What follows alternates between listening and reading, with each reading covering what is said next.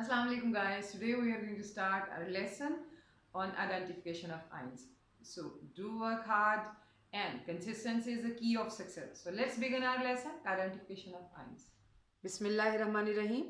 Learning objective for today's lesson is describe the use of aqueous sodium hydroxide and aqueous ammonia to identify the following aqueous cations: aluminium ion, ammonium ion, zinc ion, calcium ion, iron 3 plus ion, iron 2 plus ion, chromium ion and copper ions. So today we are going to identify these cations with the help of aqueous sodium hydroxide and aqueous ammonia. So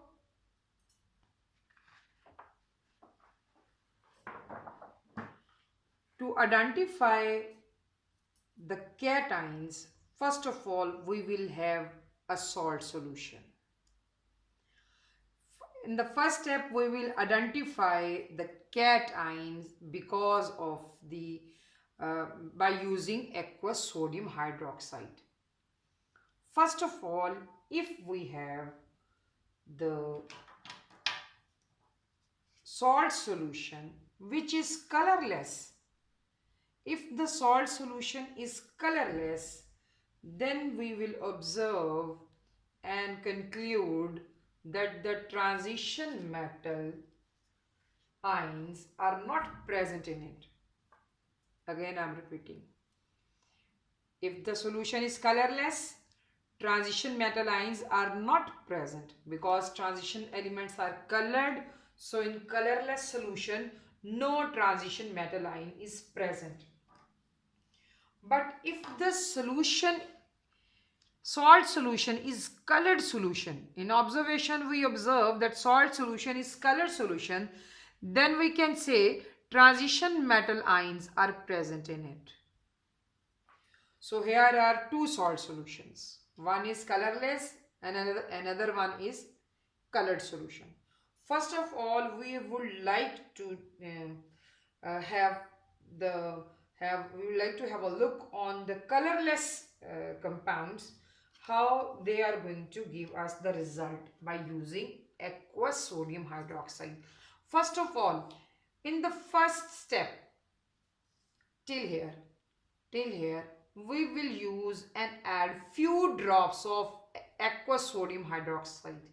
Few drops of aqueous sodium hydroxide will be added to this colorless salt solution.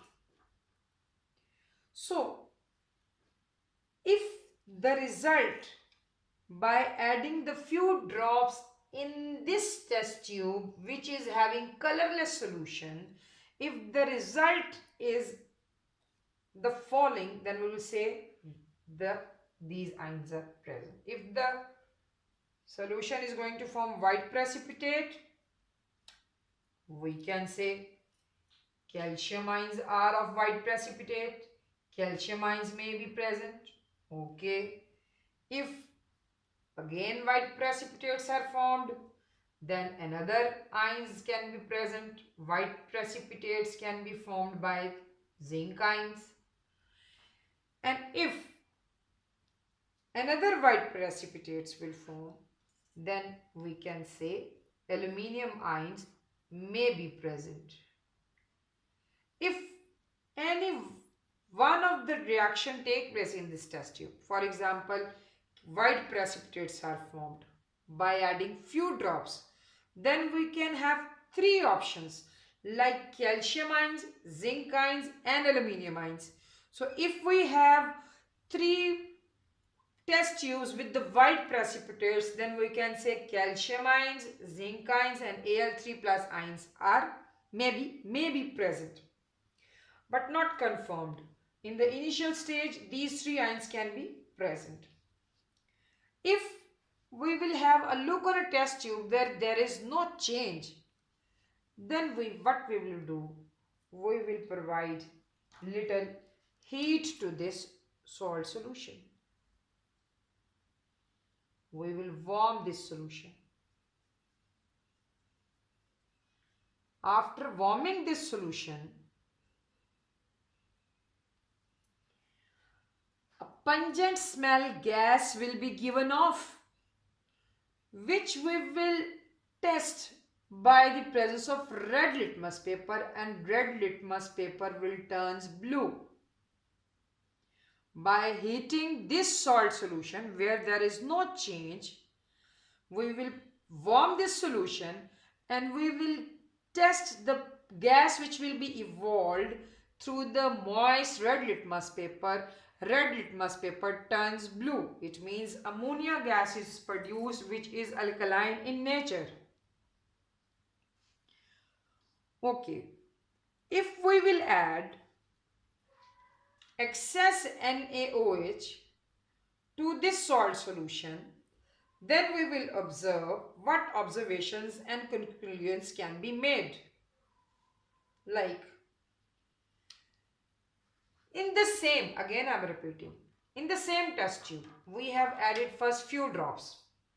And if white precipitate calcium ions are formed, white precipitates are formed, then we can say calcium ions may be present, zinc ions may be present, or aluminium ions may be present if the result is like this. But if we will add excess sodium hydroxide, then what will happen in that case? Then we will say, by adding excess sodium hydroxide in this test tube, by adding excess sodium hydroxide in this test tube, the white precipitate which is formed here white precipitate will be insoluble in excess sodium hydroxide. Insoluble in excess sodium hydroxide, whereas the white precipitate of zinc ion in excess sodium hydroxide soluble in excess, and in excess aluminium ions will be dissolved, and there will be no reaction with the salt solution of ammonium ion. So here these are the confirmation tests for the ammonium ion. NH4 1 plus ammonium ion. Now we said by adding few drops white precipitate of calcium, zinc, aluminium will be formed. By using excess sodium hydroxide, only calcium ions precipitate will be remain insoluble. Zinc ion and aluminium ions will be precipitates of aluminium and zinc will be dissolved in excess sodium hydroxide. So there is the option, maybe in this test by adding sodium hydroxide, zinc or aluminium ions may be present and no reaction with the ammonium ion. Now let's have a look on the colored compounds. Colored solution compounds, transition metal ions are present. So transition metals form the colored compounds. So if they are going to form colored compounds, so definitely they are going to give a colored solution when they will get dissolved in water. Now, if we, by adding aqueous sodium hydroxide, if we will get green precipitate, then we can say that the fresh green precipitate is there. Then we can say that chromium ion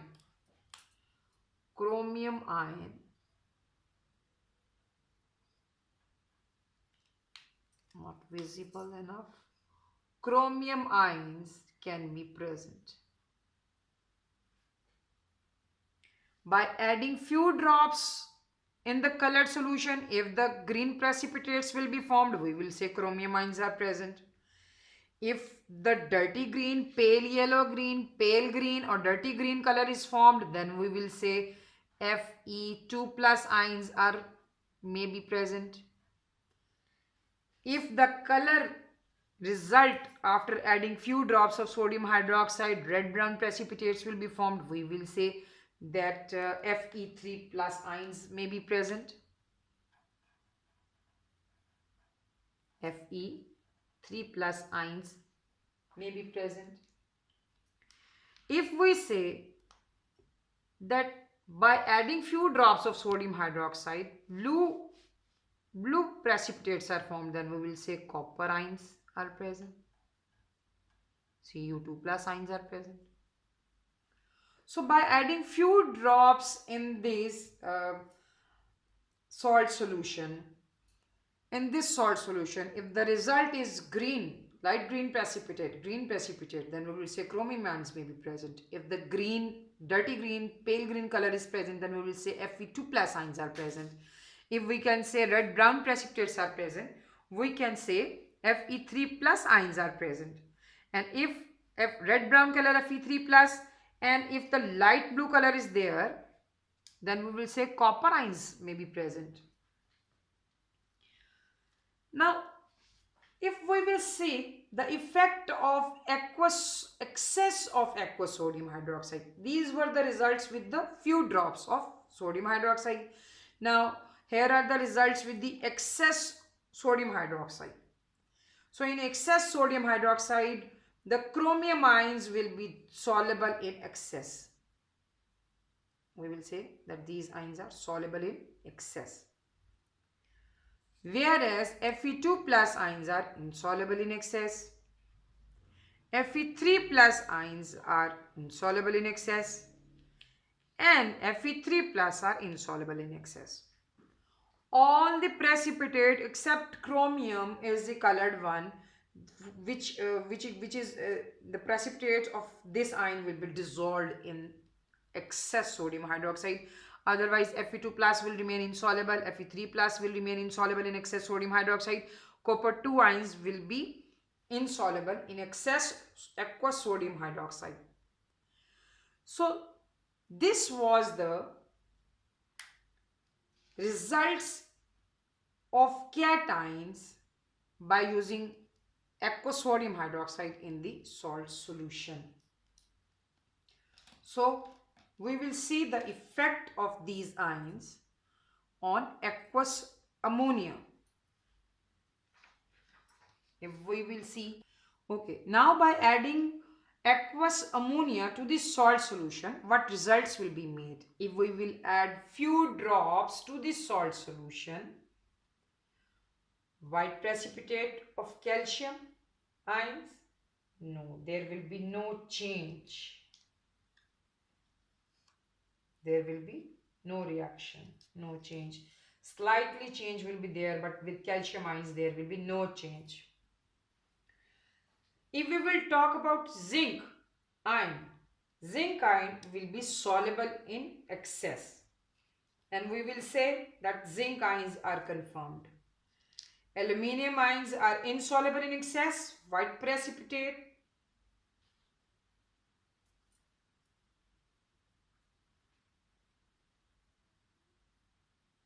By adding aqueous ammonia to the salt solution, first with few drops, calcium ion will show no change. Very slight PPT or very slight reaction shows no change, no reaction, right? White precipitate, in few drops, white precipitate will be formed. In few drops, white precipitate of aluminium will be there. No reaction with the ammonium ion. No reaction. But if we will come towards a calcium ion, if there is no reaction, there is such no reaction here in this test tube. But we are going to differentiate between zinc and aluminium because both of these two ions were soluble in aqueous ammonia in excess. Now in few drops, both zinc and aluminium is going to form white precipitate. But these white precipitate will be soluble. Zinc ion will be soluble in excess, and it is its confirmation test, and aluminium ion is insoluble in excess. So zinc ions are confirmed because it is soluble in excess ammonia. If we will talk about it is soluble in excess aqueous ammonia. So in excess ammonia solution, zinc ion will be soluble and aluminium ions will be insoluble, and so there is no reaction here in this PPT, no reaction. Now, if we will move towards the transition metal ions, if we will add few drops of aqueous ammonia in it, green precipitates of chromium ions will be present, In few drops, green precipitate of Fe2 plus ions are present. Fe3 plus ions, red brown, same result as aqueous sodium hydroxide and same result as blue precipitate copper 2 ions are formed. So chromium, iron, Fe3 plus ion, FCU2 plus ions will remain same results in the few drops of aqueous ammonia as the results with this aqueous sodium hydroxide. But if we will move in the next part, then we will say that these ions, this ion, chromium ion in excess aqueous ammonia will be insoluble. The precipitate will be insoluble. Whereas the Fe2 plus ions, precipitate of these ions will remain insoluble in excess. Fe3 plus ions will remain insoluble in excess. The blue precipitate will remain insoluble in excess. So these are the insoluble in excess. These are the insoluble in excess aqueous ammonia. Insoluble in excess. So these are the results which you can see with us.